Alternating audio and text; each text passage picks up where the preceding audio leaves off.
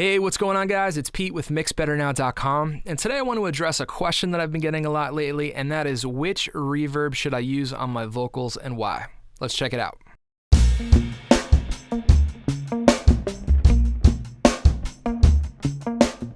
All right, so I have a session pulled open here in Pro Tools. I'm going to hit play so you can hear what we got going on. We bent and we tried till the past came around. Beating hearts in different rhythm makes such a terrible sound. We don't know a thing. Okay, so the 5 major types of reverb that I want to talk about is I want to talk about room reverb, I want to talk about plate reverb, I want to talk about chambers, halls, and springs. So those are what I would call the fundamental 5. Those are just, there's other types, there's nonlinear, there's reverse reverbs, but I don't want to get into all that. I just want to talk about what makes these unique and special and gives them their own set of characteristics. So I'm going to mute this vocal here, and what I've done is I've duplicated the original vocal, I've pulled off all the effects, and I have one send going to a room, one to a plate, one to a chamber, a hall, and a spring, and I want to let you hear it, and I want to kind of explain what each does a little bit differently and makes each special. So I'd like to start with a room. Let's pull open a medium room here. Doesn't matter which plugin you have or use. This is going to be, like I said, a medium room. This is the Lexicon. Now, here's the thing. A room reverb is essentially designed to simulate the natural sound of an acoustic space. So, you know, rooms, you think of rooms in a recording studio. You might think of a real room like a bedroom, an office, a family room. Any of these rooms that has a floor, a ceiling, and 4 walls is going to give whatever you put through it a sense of depth, okay?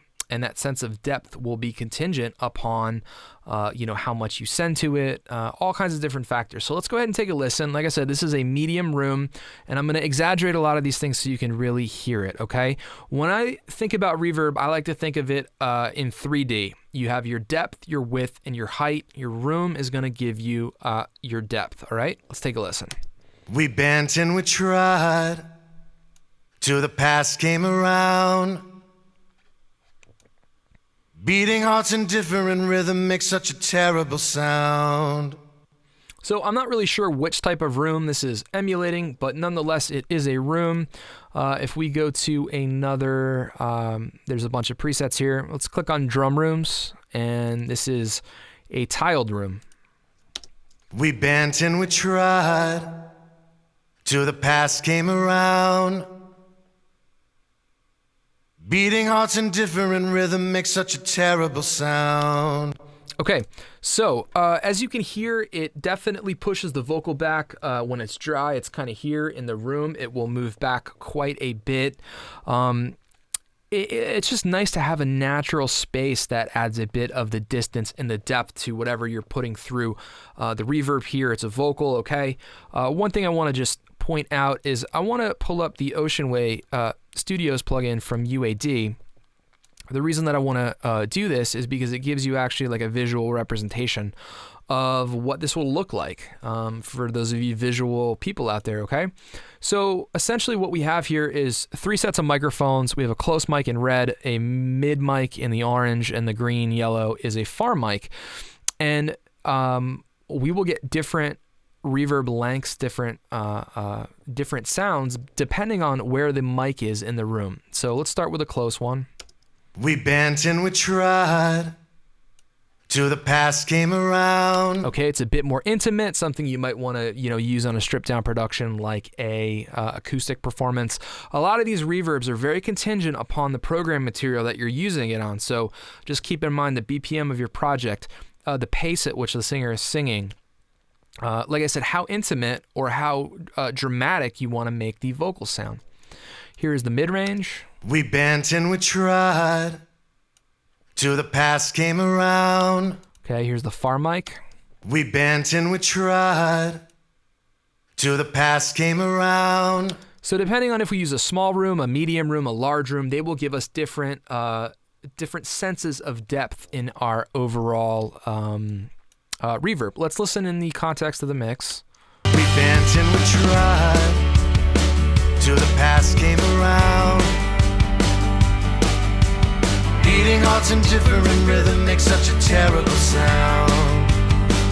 We don't know a thing.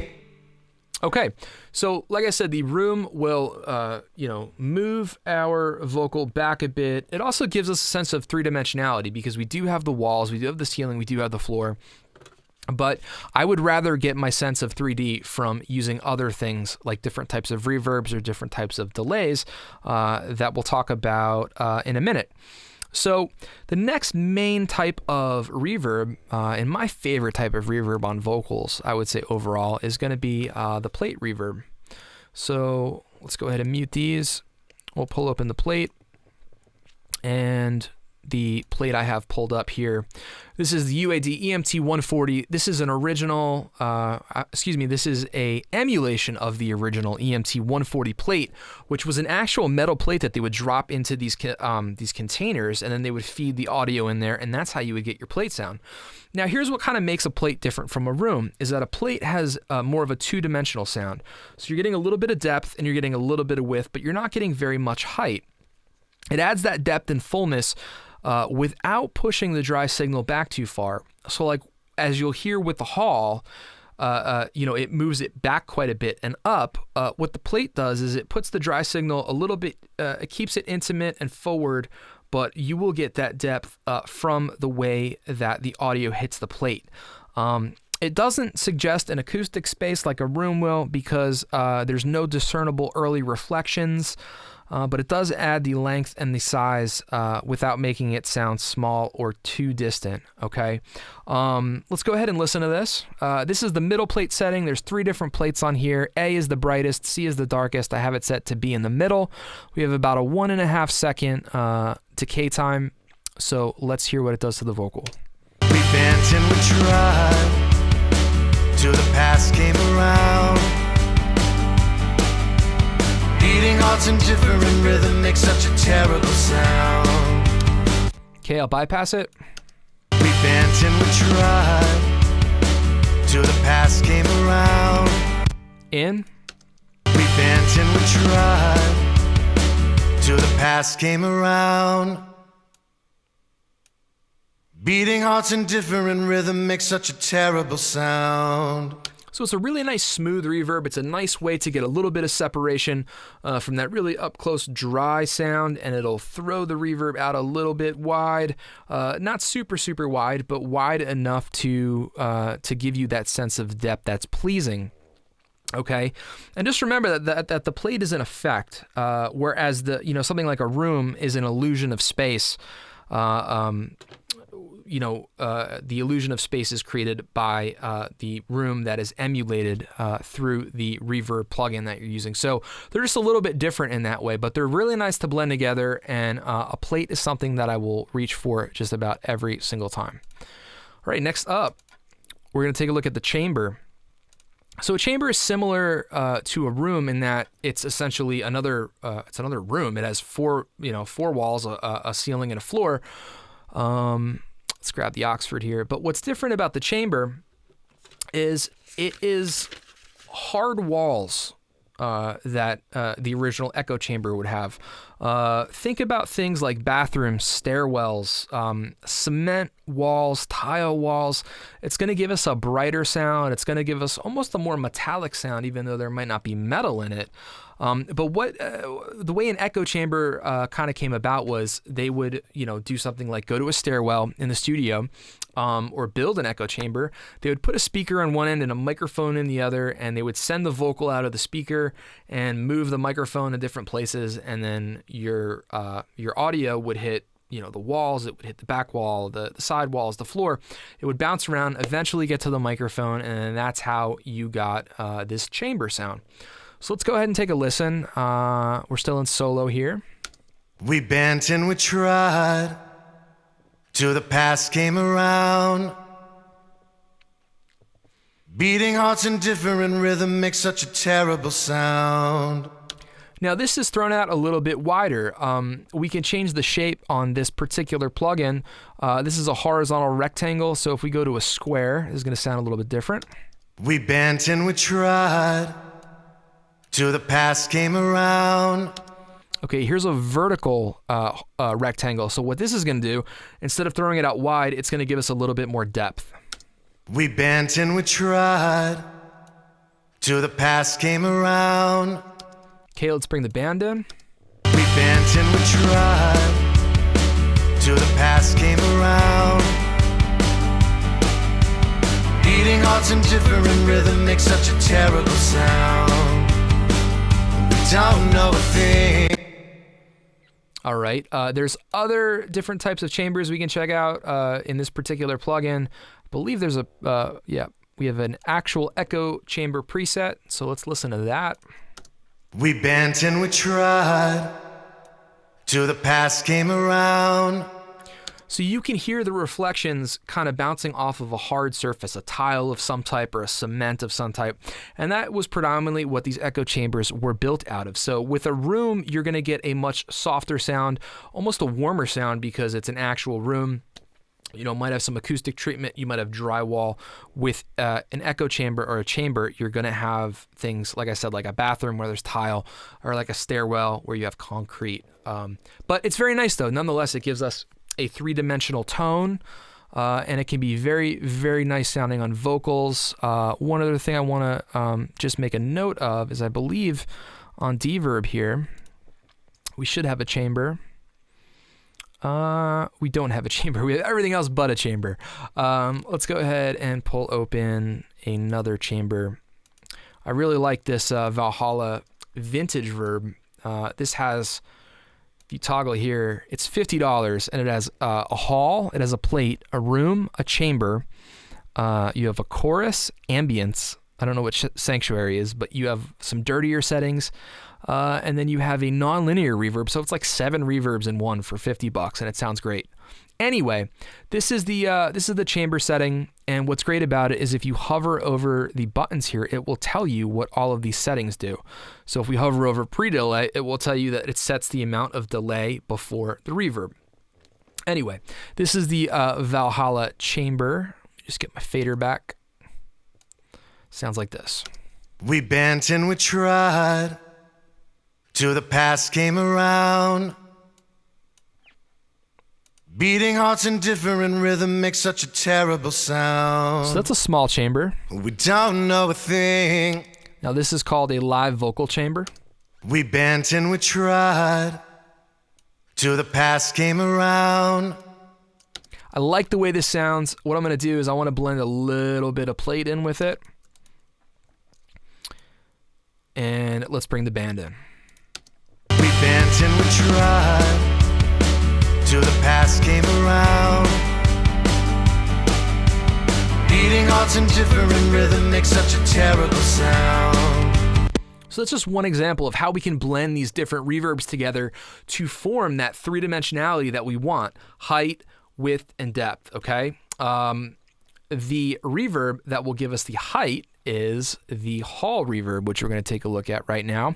Now, the hall is pretty much one of the most common, if not the most common reverb found. What a hall is I guess modeled on is actual concert halls. So, you know, think of Royal Albert Hall in London, or even think of spaces like cathedrals or churches. This is going to be what a hall will emulate. Let's just take a quick listen. This is a medium hall on the Lexicon Reverb. We bent and we tried till the past came around. Beating hearts in different rhythm makes such a terrible sound. Now, a hall is going to be our largest sounding reverb overall, okay? There's the emphasis, like I said, on height. And what's really cool is it tends to fill out the back of the mix with reverb without cluttering the foreground. So you're going to hear more of the reverb towards the back of the hall, of the room, as opposed to it being right up in your face and taking up, you know, the space right in front of you where a plate might. So let's go ahead and bring it in the context of the mix. We bent and we tried, till the past came around. Focus on the height. Beating hearts in different rhythm makes such a terrible sound. Here when I stop it and the tail hits, you can hear it up high. We bent and we tried. And that's only a medium hall. If we go to a bigger hall, let's go to a large hall. We bent and we tried. You hear that reverb build up towards the back and towards the top, which is one way to fully achieve the 3D image of the vocal that, you know, we often gun for. We don't always want that, but if you do want it, a hall is definitely the way to achieve it. For fun, let's listen to the Deverb. Deverb, I think, is super underrated. Sounds great. And what's cool about Deverb is it has all of, you know, these reverbs we've been talking about built in. So here's a medium hall in Deverb. We bent and we tried, till the past came around. Beating hearts in different rhythm makes such a terrible sound. Here's a large hall. We bent and we tried, till the past came around. Now, just to refresh our memories, let's go back to, here's a medium room on Deverb.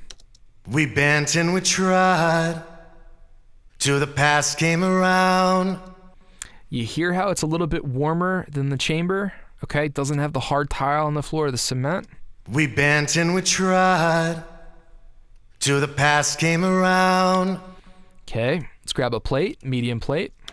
We bent and we tried, till the past came around. So moves it a little bit forward while still giving us depth and a little bit of width. Here's back to the hall. We bent and we tried, till the past came around. So we're getting the height and we're getting the reverb build up towards the back. You know, if you've ever been to a concert and you sat in a concert hall, I went to go see ZZ Top a few years ago, had terrible seats at the Count Basie Theater in New Jersey, which is a great venue, but I was all the way up top, all the way in the back, and all I heard was bass and reverb. It was just, you know, because that's just the way that the reverb naturally travels in the room, okay? The last main reverb that I want to talk about is spring reverb. Now, spring reverb is a great example of a three-dimensional sounding reverb. Spring reverb was actually invented by accident. They took these metal springs, put them in a metal tank or an enclosure, a reverb tank, sent audio into it, and from all the reverberation going on there, that is where you get the spring reverb sound from. So we're going to grab the AKG BX20 here from UAD. This is the best spring reverb I've ever heard in a plug-in form ever. It's incredible. So I want you to listen. It's going to be a dense, a lush sounding reverb, a little bit thick, and it's not just for guitars, okay? It sounds really good on vocals. We bent and we tried, till the past came around. Beating hearts in different rhythm makes such a terrible sound. Okay, let's bring the band in, go to a different spot. In the open daylight, when things just feel right, before we say goodbye. Now, the reason that a spring would work here is because we have these gaps in between the vocals, allowing the natural decay time of the reverb to happen. If the song was quicker or the vocalist was singing quicker, where there were not those spaces there for the reverb to decay, I probably wouldn't reach for a spring reverb here. Reverb is largely contingent on the program material that you have, on the BPM of the session, all of these things. So with that being said, we've covered all five. Let's just, for fun, let's dial in a cool reverb sound using a little bit of all of them. We'll start with a plate here. And let's go from the second verse.